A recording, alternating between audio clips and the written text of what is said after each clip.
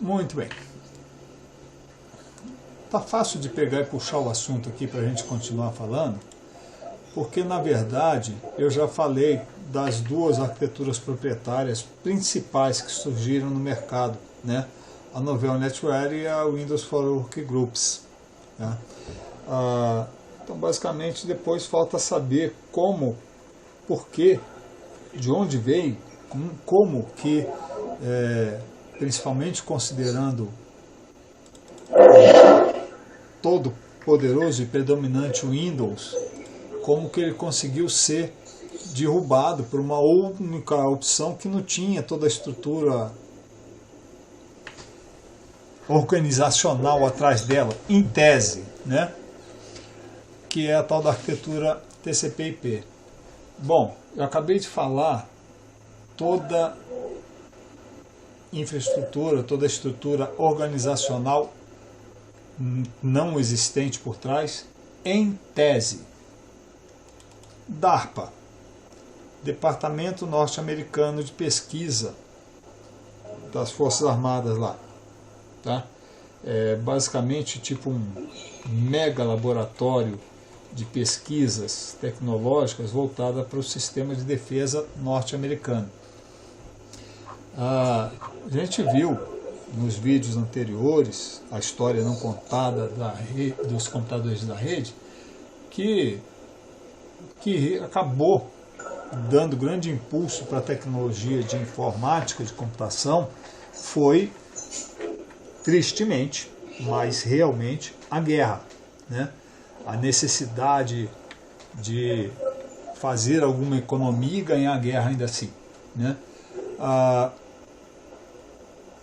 Depois da guerra mundial, quando surgiu o computador, aí vem a famosa, como é que chama? Guerra Fria, que hoje estão falando, retorno da Guerra Fria, coisa e tal. Que no final das contas a Guerra Fria nunca acabou realmente, mas tudo bem, deixa pra lá, não é problema. Mas isso levou a um nível de paranoia justificado, tecnologicamente falando pelo menos, enorme. E aí o Departamento de Defesa norte-americano, através das suas estruturas de pesquisa, research, né, resolveu que precisava, depois de ter feito o estrago que fez no Japão com a bomba atômica, eles viram que eles precisavam de ter uma garantia de que eles não ficassem isolados caso acontecesse um conflito nuclear, que era uma coisa que estava rondando a cabeça deles o tempo todo. Eles criaram um monstro, né, e agora eles tinham que dormir sem sonhar com aquele monstro. Pois bem, eles foram lá e começaram a pesquisar em cima disso. E aí surgiu a ideia de ter um sistema de comunicação de dados que ligasse toda a extensão norte-americana, que não é pouca, né, de território, de leste a oeste, norte a sul, e que aquele troço não se fragmentasse. Eles perceberam que, com a evolução da guerra, da Segunda Grande Guerra, que a comunicação precisa, a comunicação correta de informações de um lado para outro, né, dos centros de decisão, era fundamental. Além do que também já tinham experimentado o gostinho de ter as informações calculadas com precisão usando tecnologia de computação, que foi o ENIAC. Eles precisavam que esse troço ficasse com uma resiliência maior, uma resistência maior. E aí eles começaram a pesquisar como fazer a comunicação de dados entre pontos geograficamente dispersos e que não houvesse ruptura dessa estrutura de comunicação, de informação, por conta de algum insucesso, de um ataque nuclear, mais especificamente falando. Tá? Eles entraram em contato com as universidades, que já eram parceiras a longa data, né, historicamente, dos desenvolvimentos norte-americanos, e em conjunto eles começaram a estudar uma série de mecanismos, uma série de protocolos e recursos para poder ligar computadores em diversos centros universitários e eventualmente até com algumas instalações militares. A paranoia era tão grande, obviamente, que eles não apostavam muito assim de pegar e fazer a comunicação de uma universidade com um centro militar. Então o que eles faziam? Eles tinham grupos de pesquisa militar do DARPA e tinham grupos de pesquisa de universidades espalhadas nos Estados Unidos que eles mais ou menos interagiam. Eu fico imaginando que eventualmente eles escondiam algumas informações para não dar toda a coisa de bandeja, né, para um só, para não ficar na mão de um só, e também para poder ter várias opiniões e não ficar com não embutir no que eles conseguissem produzir ali um erro de avaliação de um único grupo, de um único centro de excelência tecnológico. Tá? Resultado da brincadeira. Você tinha lá 2 ou 3 centros de pesquisas militares, você tinha lá mais umas 4 a meia dúzia de universidades americanas, todas participando de um esforço de construção de um sistema de comunicação de dados que ligasse as redes desses diversos setores, desses diversos núcleos. Esse projeto foi chamado ARPANET, tá? Que era a rede de computadores da ARPA. Tá? Esse troço, obviamente, logo caiu no gosto das universidades, a princípio como um objetivo de estudo, de ciência, que para ele sempre teve uma percepção de que é uma coisa que vai poder virar mercado, né? Então fala-se muito da pesquisa céu azul, que é aquela pesquisa que você fica olhando para as nuvens, né? Para alguma coisa não concreta, mas essas pesquisas céu azul normalmente levam ao conhecimento, ao domínio de conhecimentos e tecnologias que depois se provam extremamente valiosas quando você para de olhar para o céu azul e olha para o terra a terra, né? Para o dia a dia das sociedades, da economia.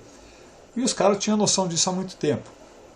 E aí eles chegaram a fazer alguns testes com sucesso, que foram sendo registrados, de fazer comunicação de dados entre universidades na costa leste com a costa oeste, com alguma universidade, algum centro de pesquisa militar no meio do caminho, coisa e tal. Tá? Eventualmente, eles fizeram testes do tipo assim, na hora de ligar, na hora de comunicar, desliga o computador, desliga a comunicação de um núcleo que está no meio dos Estados Unidos, para simular que caiu uma bomba e de repente aquele núcleo foi destruído, não tem mais comunicação, não tem mais atividade nele, e ele basicamente vai fazer o quê? Nada. Ele não pode fazer nada, ele não vai dar conta de transmitir nada. Ele não pode receber nem transmitir, porque ele foi destruído. Pois bem, a questão era saber se com uma situação dessa, com um polo desse perdido, se de repente eu continuava tendo pelo menos contato com o resto do mundo, no mundo deles, né, Estados Unidos, se a rede ainda continuava funcionando, né. Obviamente que eles conseguiram fazer isso, senão a gente não estava aqui hoje tendo essa aula via internet, tá? Eles conseguiram fazer o troço funcionar. Obviamente não compensava parar com a pesquisa, trancar ela a 7 chaves e ficar só ali dentro. Eles têm a noção que para manter isso precisa de ter pesquisa, investimento constante na tecnologia, e aí eles mantiveram a roda funcionando, girando, de forma que a internet se espalha não só entre os setores militares norte-americanos, mas também entre as universidades. Como basicamente quem acaba tendo uma massa cinzenta, uma força de trabalho maior, acaba sendo as universidades acabam gerando os mecanismos principais, e aí acontece o seguinte: a ARPANET deixa de ser a rede apenas do Departamento de Defesa norte-americano, é aberta para o mercado, para uso do mercado, e nessa brincadeira ela começa a ser estruturada na forma que a gente conhece hoje. Quando você tem poucos computadores, como, vamos dizer assim, era aquela ideia do Windows lá do For Workgroups, que você fazia uma redezinha com 3, 4, 5 computadores dentro de casa, era fácil você ter um nome para cada computador.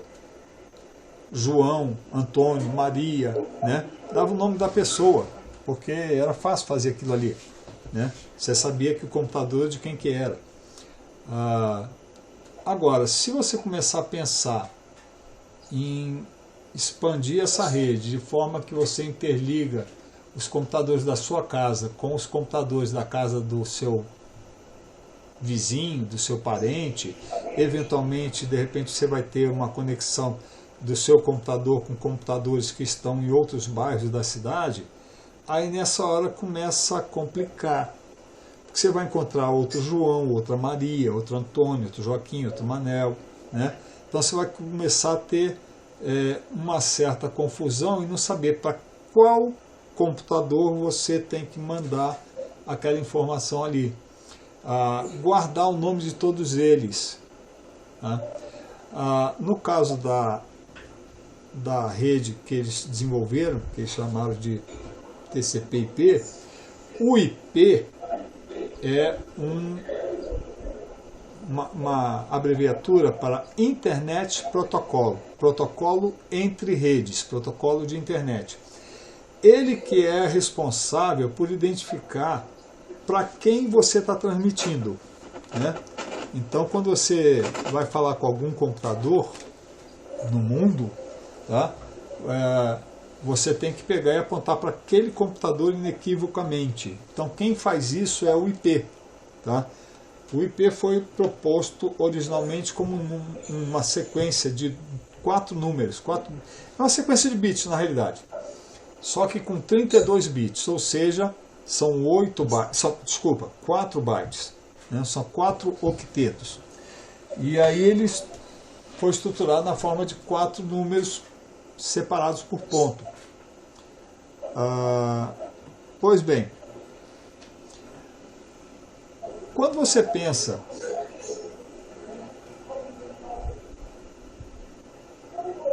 por exemplo, vamos dizer que são 4 números de 0 a 9.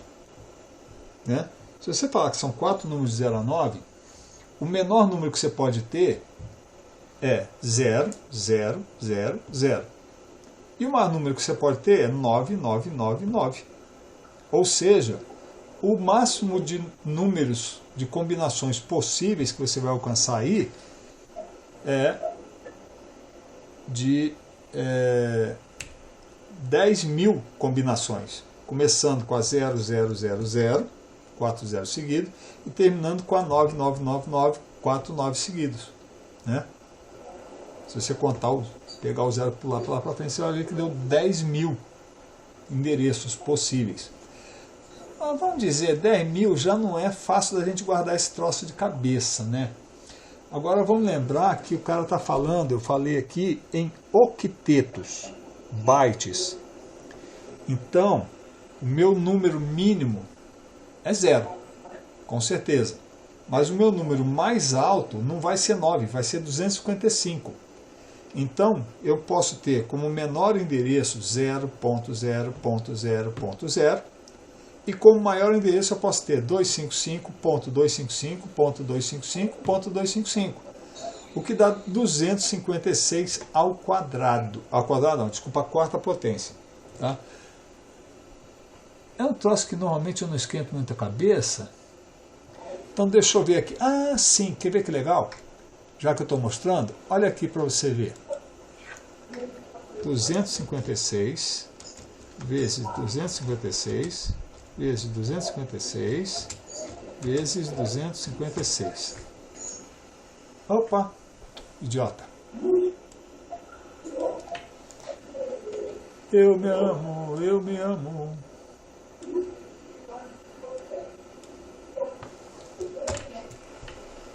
Então, olha, você pode ter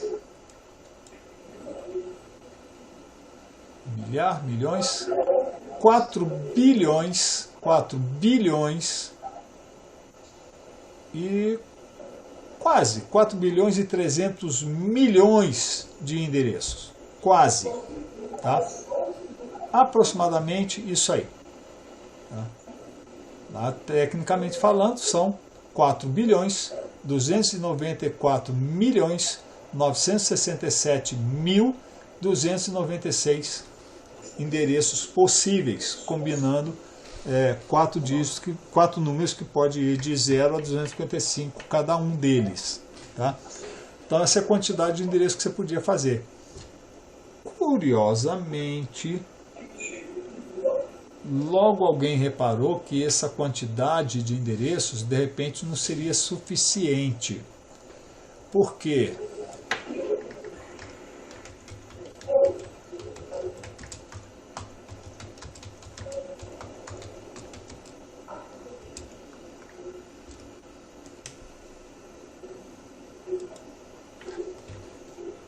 A superfície da Terra em metros quadrados, aqui está em quilômetros.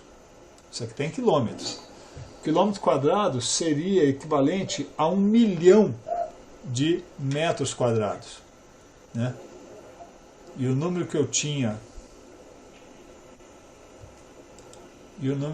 antes, milhar, milhão, era na ordem de 4.294 milhões. Né? Então, milhar. Então, essa parte aqui da área da Terra, é o que daria, tá? Para eu pegar e endereçar com aqueles 4 bytes. Mas eu tenho, isso aqui são milhões de metros quadrados. Tá? Simplesmente, aquele númerozão todo que a gente viu aqui, na realidade ele é fichinha. Ele mal dá para o gasto. Tá? Pois bem. Voltando aqui.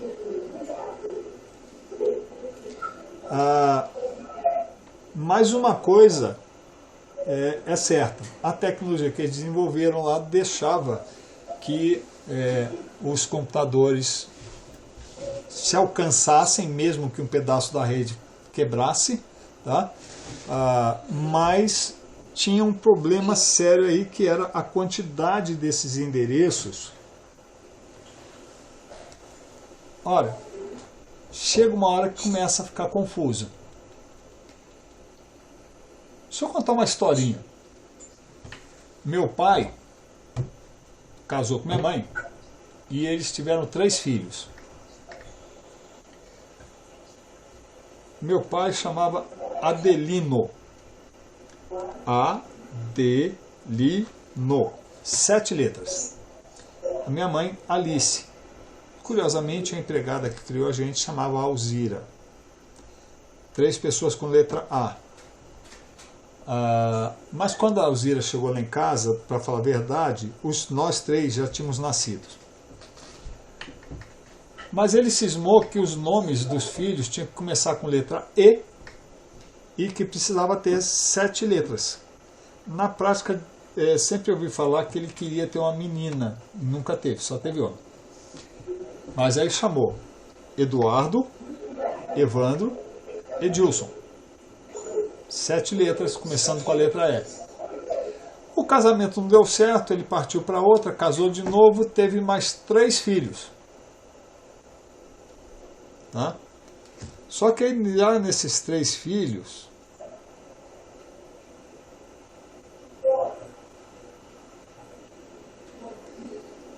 o mais velho ele pegou, chamou de Adelino, que de repente ele não estava muito inspirado em ficar procurando o nome com 7 letras e começasse com E.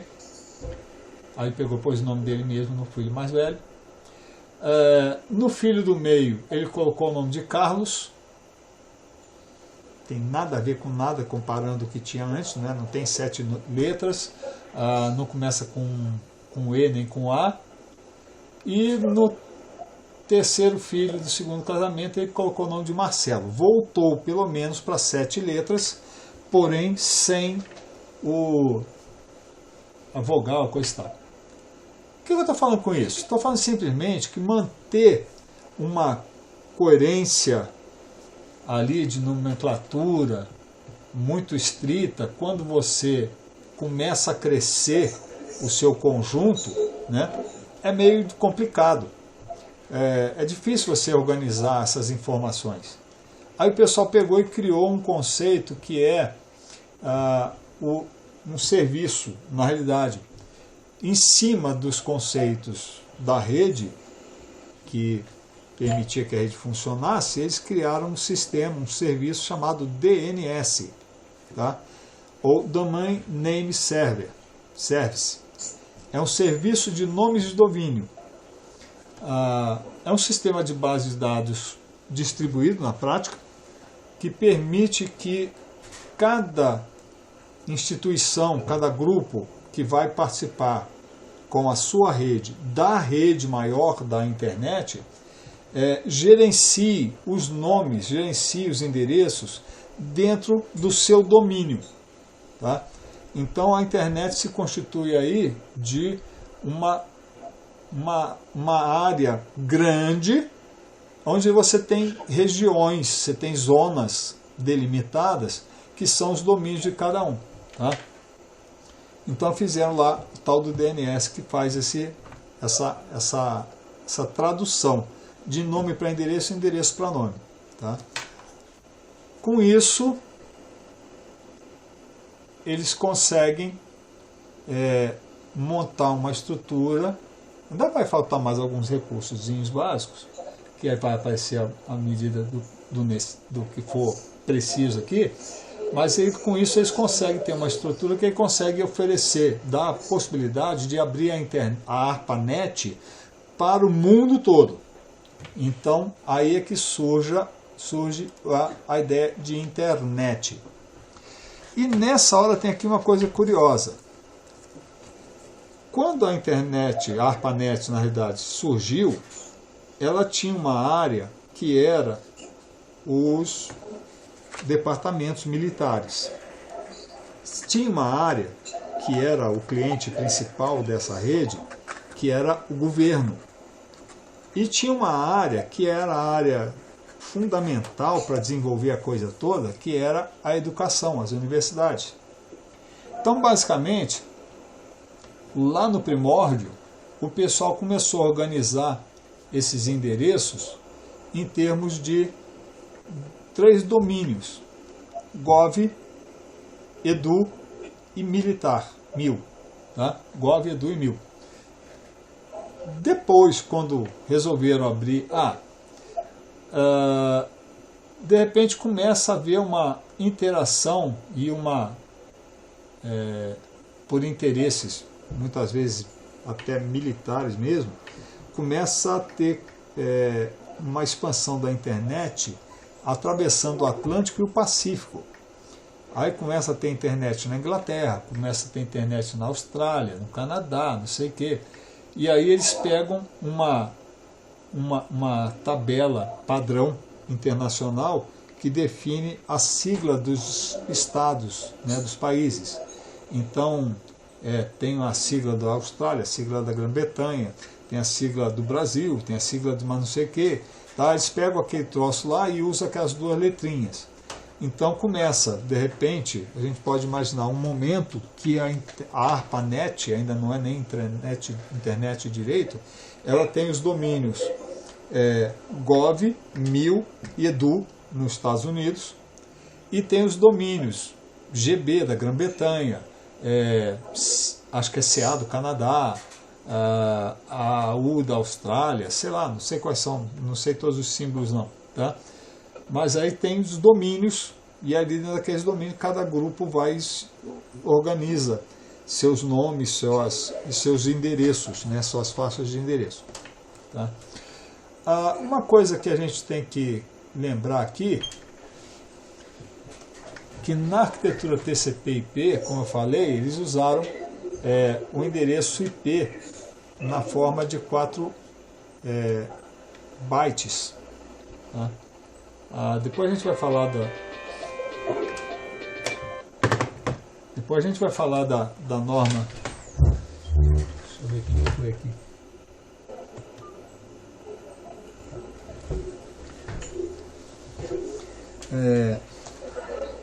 Depois tem uma atualização do TCP/IP da versão 4 para a versão 6 que a gente está hoje, tá? Que consegue ter uma quantidade de endereço bem maior, espalhar bem mais, atender. A gente hoje pode ter basicamente mais de um IP por metro quadrado de superfície do planeta, inclusive no fundo do mar e no alto do Everest.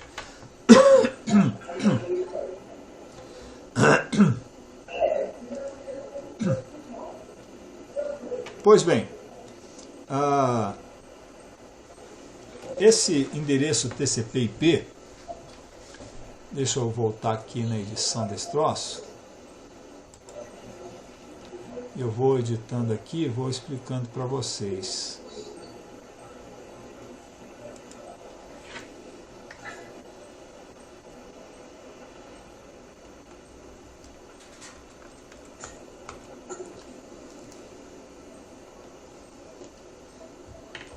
Endereço TCP/IP versão 4, tá? Vou botar aqui versão 4 só para lembrar que eu estou falando aqui de uma versão bem específica, a versão original, tá? Bom, a gente sabe que um computador só entende 0 e 1, né? Pois bem, então um endereço TCP/IP tem uma forma do tipo assim. Deixa-me ver aqui uma coisa. Cadê ele? Tá, que eu não abri, eu usei o coisa. Deixa eu abrir esse cara aqui.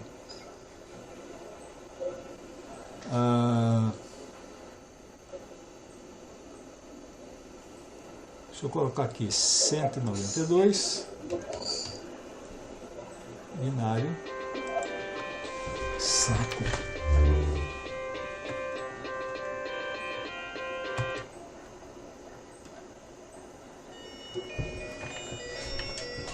Desculpa, tem um telefone ligado aqui em casa. Uh-oh.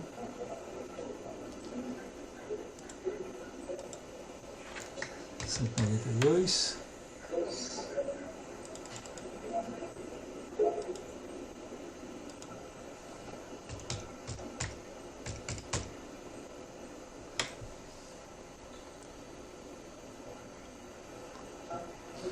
Então está vendo se 110000, está faltando um zero aqui, tá? Tem 8 bits aqui. Deixa-me pegar aqui o outro.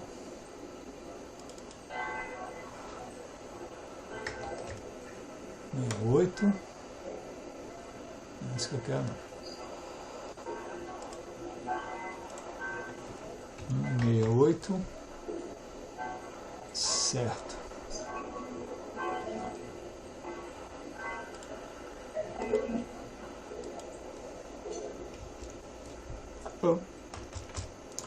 idiota.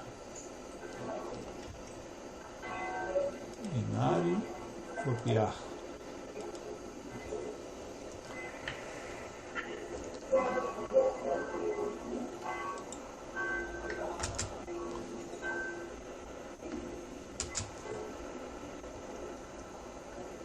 Deixa eu ver qual que é o endereço do meu aqui, que eu vou usar ele aqui.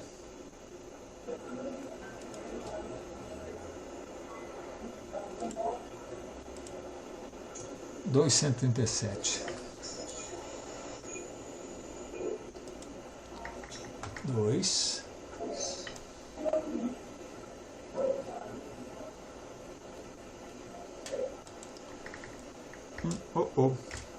1, 2, 3, 4, 5, 6, 1, 0.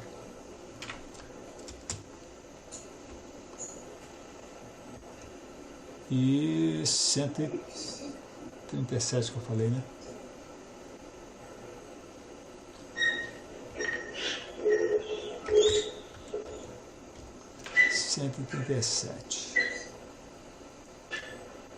Binário, copiar.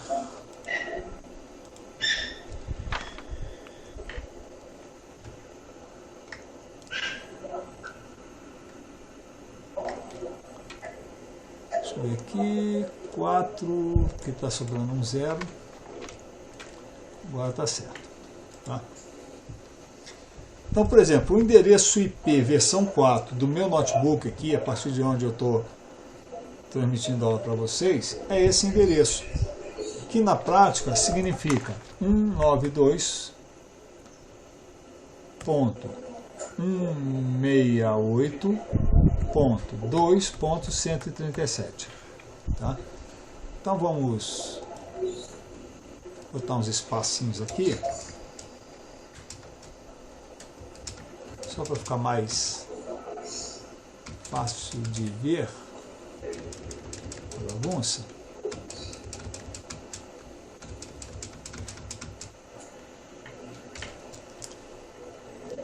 Tá? Então, esse aqui é o formato decimal pontuado e esse aqui é o formato binário que o computador trabalha. Esse aqui é para eu ler, esse aqui é para o computador ler. É com esse aqui que ele se entende. Tá? Agora, aqui tem um detalhe. Esse endereço tem uma parte que é NetID e tem uma outra parte que é o HostID. Ou seja, ele tem uma identificação da rede e uma identificação do host, da máquina, dentro da rede. Tá? O que permite eu saber qual é a parte que é host e qual é a parte que é net é o seguinte: ele vai usar uma máscara que vai ser uma sequência de uns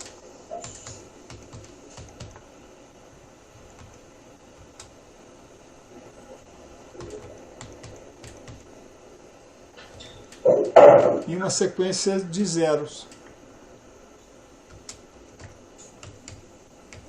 Deixa eu botar mais um espacinho aqui, só para melhorar a composição, apesar que no final das contas isso aqui está com letra proporcional, então acaba bagunça tudo, não tem jeito.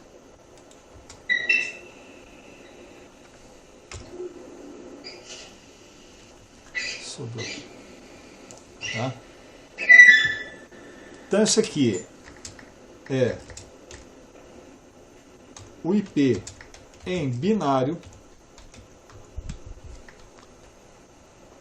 Isso aqui é o IP em decimal pontuado. E esse aqui é a máscara de rede, tá? Que você pode escrever basicamente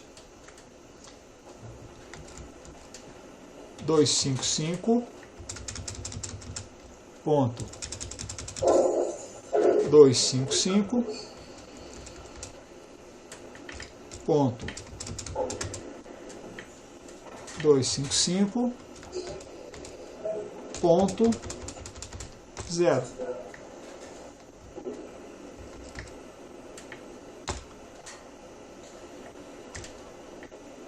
Máscara em decimal pontuado.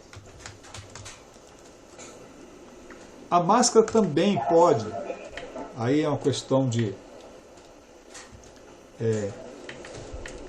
da aplicação do programa, da ferramenta que você está usando, ela pode ser indicada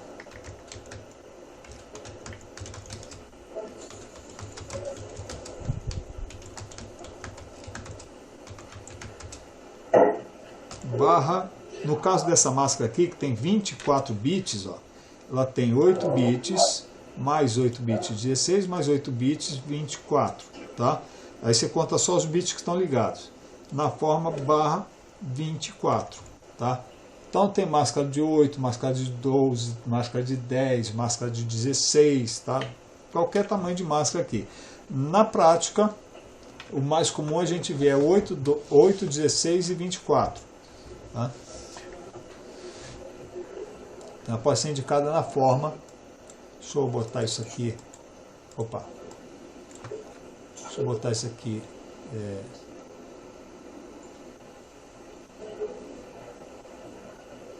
Negrito itálico, para chamar a atenção que ela pode ser mostrada nesse formato aqui. Tá?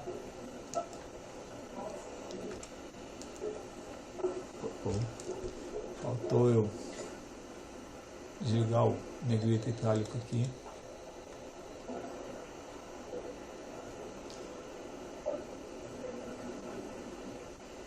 Tá, beleza. Tá? Então posso indicar a máscara desse modo aqui. Para que serve essa máscara então? Essa máscara serve para pegar e destacar o que é o Net ID do que é o Host ID. Tá? Para que isso? Lembra que eu estou falando de uma tecnologia para comunicação entre redes, internet. Tá? Então, usando a máscara, eu consigo destacar e descobrir que o Net ID desse endereço que eu dei aqui em cima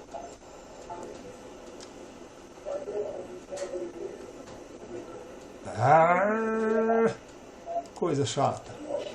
Net ID daquela coisa que eu dei ali em cima,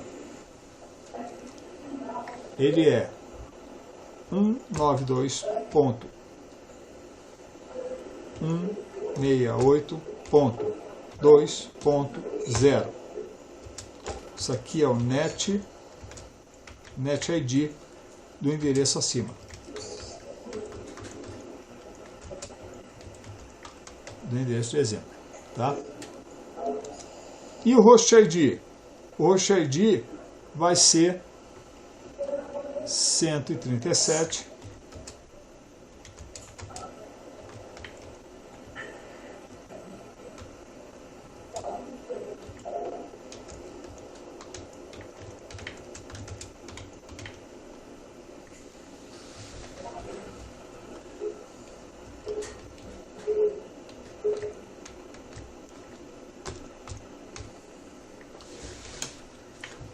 e por que eu preciso saber disso? Por que eu preciso saber disso? Olha, o endereço do meu servidor, que a gente está usando aqui agora,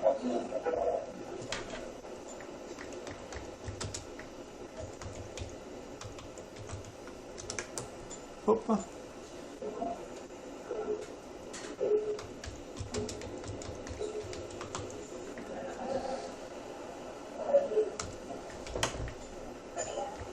deixa eu peguei aqui.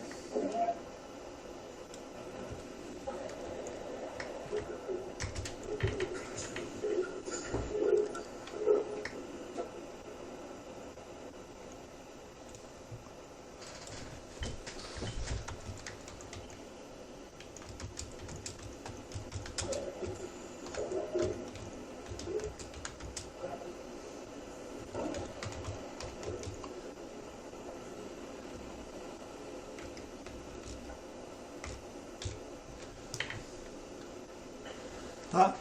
Esse endereço que eu mostrei aqui, tá? Ele é o endereço de uma máquina na internet, com quem eu quero falar. Mas como que eu vou fazer para falar com essa máquina? Essa máquina está em outra rede. Tá? Além de eu ter que resolver a questão de descobrir esse endereço usando o DNS, ainda tem uma outra coisa, que é que eu tenho que sair da minha rede para chegar lá na internet nesta máquina aqui. Como é que o meu computador vai saber que ele tem, qual a estratégia ele vai usar? Se ele tenta falar diretamente com esta máquina, seria necessário que ela estivesse visível, né, pudesse ser alcançada diretamente pelo meu cabo, minha rede local aqui, ou se eu tenho que mandar para um gateway, para um endereço, para uma máquina que permite conectar a minha rede local com o resto da rede mundial. Tá? Então, como que ele vai fazer isso? Ele vai chegar isso aqui e vai pegar esse aqui, 268. Esse número aqui, eu tenho a impressão que ele é classe B ainda, tá? Se ele é classe B, se eu não estou errado, ele é classe B.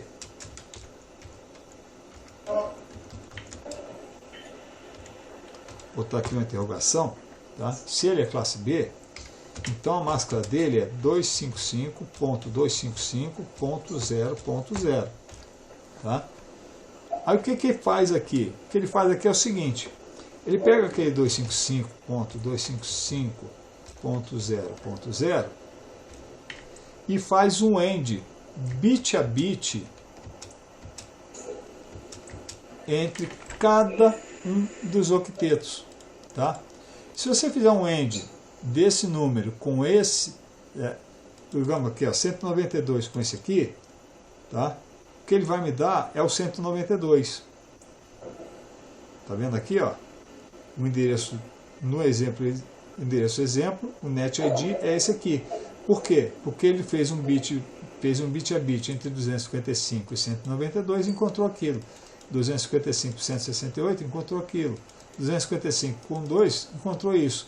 0 com isso, com 137 dá 0. Tá? Por isso que o NetID aqui tem 0 na posição correspondente ao último octeto. Tá? Pois bom, máscara classe B. Aí ele descobre que o host ID é 191.252.0.0 é o host ID. Desculpa, host ID não, desculpa, NetID. NetID.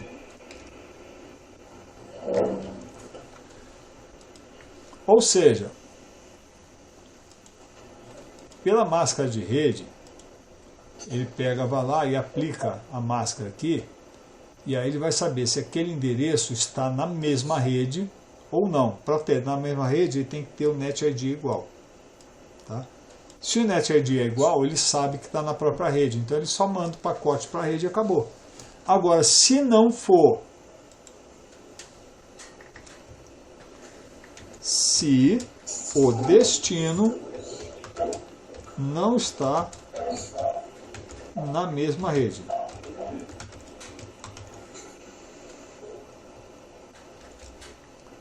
O que destino. O que ele faz basicamente é o seguinte: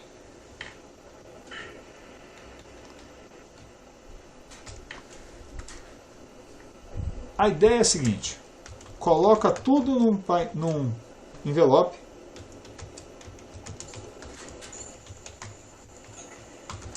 e despacha para um gateway. Gateway é portão. de rede. Tá? É tipo uma porteira velha, que permite você passar de um pasto para outro pasto. Tá? Então ele verifica, se o NetID é igual, beleza, ele manda na rede direto. Se não, ele coloca tudo aquilo dentro de um envelope e manda para um gateway, que é uma máquina que tem que estar visível, eu tenho que ter acesso a ela, ela deveria estar na mesma rede, mas que ela tem uma outra porta, uma outra interface de rede ligando com uma rede externa, ou seja, ela permite eu chegar na internet através dela. Tá?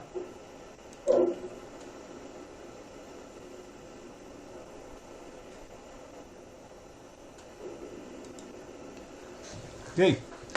Então esse aqui é o macete básico da TCP/IP.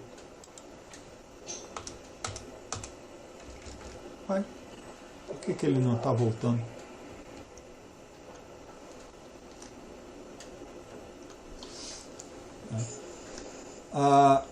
Detalhe, efetivamente, agora já depois de 2010, talvez agora por volta de 2015, não lembro bem quando foi, efetivamente aquele limite de 4 bilhões e 300 milhões de endereços foi alcançado. Nós precisamos de mais endereço do que isso. Aí o pessoal passou a usar o endereçamento IP versão 6, que tem muito mais bits do que o endereço TCP/IP versão 4. Eu vou colocar só o link aqui atrás. Opa, desculpa. Eu vou colocar só o link aqui. Link para Wikipédia.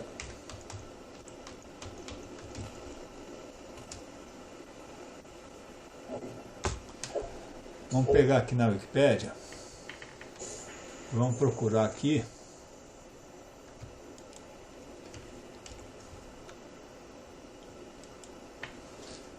TCP/IP versão V6.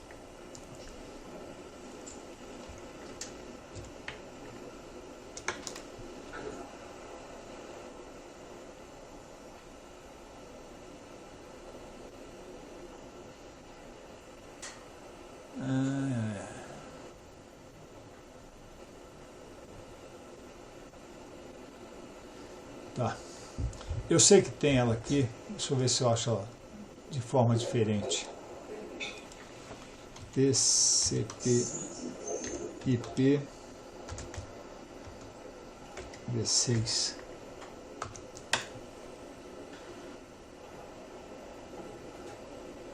Aqui, ó, IPv6. É que eu estou fazendo a busca do jeito errado.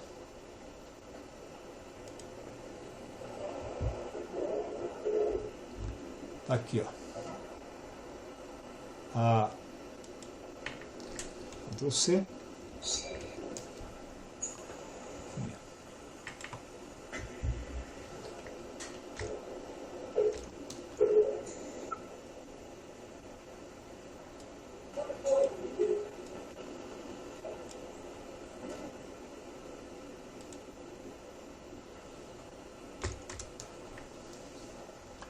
Então tá aqui.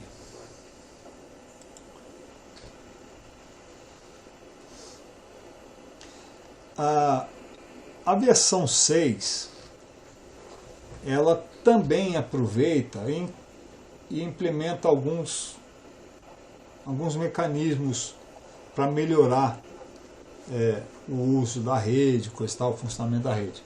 Mas ela não muda a forma básica de como funciona.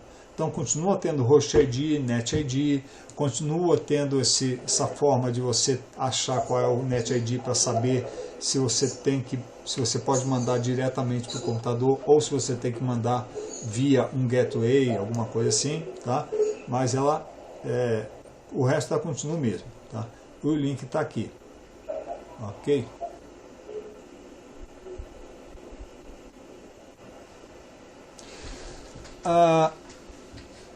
Eu vou deixar aqui como uma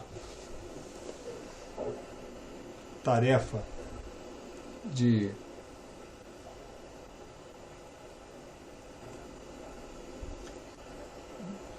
aprendizado, frequência, encontrar sobre rede privada, os endereços de rede privada. A rede privada basicamente pessoal, esses endereços IP que eu estou falando aqui, de repente, esse aqui é um endereço que eu encontro na internet.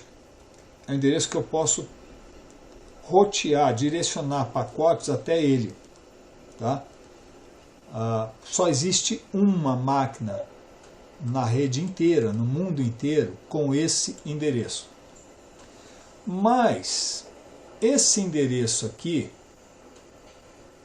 que é o endereço da minha máquina aqui em cima da minha mesa, deve ter N mais um computadores no mundo inteiro usando esse endereço, porque esse endereço é um endereço de IP privado e esse aqui é um endereço de IP válido. Tá? IP válido é aquele que pode ser roteado, ele pode passear pela internet, você consegue chegar nele. Esse aqui não, é um endereço privado. O que acontece? Mas como assim? Se ele é privado e ele não pode navegar na internet, como é que eu aqui na sala de aula, no CE, estou vendo o que esse endereço está mandando para mim e como que na hora que eu faço uma pergunta ele consegue receber lá e me responder? Tá? É porque existe em algum lugar na rede, no meu caso aqui, na rede da minha provedora, que ele troca esse IP aqui por um IP válido e ele faz lá uma mágica chamado NAT, tá? Network Address Translation, que acontece inclusive aí no laboratório também. Esses computadores do laboratório, eles na prática, ele tem endereço que não pode trafegar na internet.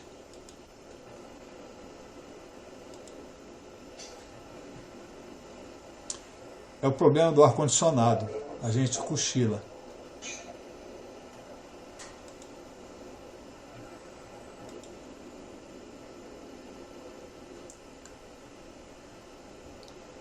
Bom, então isso aí, eu vou deixar como tarefa de estudos, então,